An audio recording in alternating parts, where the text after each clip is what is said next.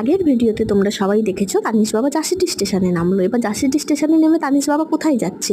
Auto করে বাবাধাম মন্দিরের দিকে রওনা দিয়েছে। প্রথমে হোটেলে গিয়ে একটু ফ্রেশ হয়ে তারপরে তানিশ বাবা পাপার কোলে উঠে বাবাধাম মন্দিরে যাচ্ছে।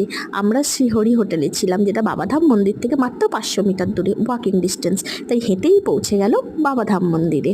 হরে হরে হরে মহাদেব। মন্দিরে দেখতেই পাচ্ছ প্রচণ্ড ভিড় হয়েছে, যেহেতু আমরা শ্রাবণ মাসের 1 সপ্তাহ আগে গেছিলাম, তাতেও প্রচণ্ড ভিড়। এটা আমাদের ভিআইপি লাইন। ভিআইপি লাইনের টিকিট নিয়েছে পার হেড 300 টাকা, কিন্তু এরা একটা জায়গায় পৌঁছানোর পর জেনারেল লাইন আর ভিআইপি লাইন মিলিয়ে দিয়েছিল। তাই আমাদের পুজো দিতে টাইম লেগেছিল 4 ঘন্টা। আমাদের কোনো আইডিয়া ছিল না এতটা টাইম লাগবে, তাই আমাদের তানিশ বাবার জন্য তেমন কোনো খাবার নিয়ে যায়নি, সাথে ছিল শুধু বিস্কিট আর জল। আর এই বিস্কিট আর জল খেয়েও কিন্তু পুরো 4 ঘন্টা ছিল, আর ভালোভাবেই ছিল, কোনো কান্নাকাটি করেনি।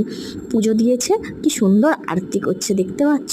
কিন্তু বন্ধুরা, তোমরা যারা ছোট বাচ্চা নিয়ে যাবে তারা কিন্তু একটু খাবার দাবার ক্যারি করো।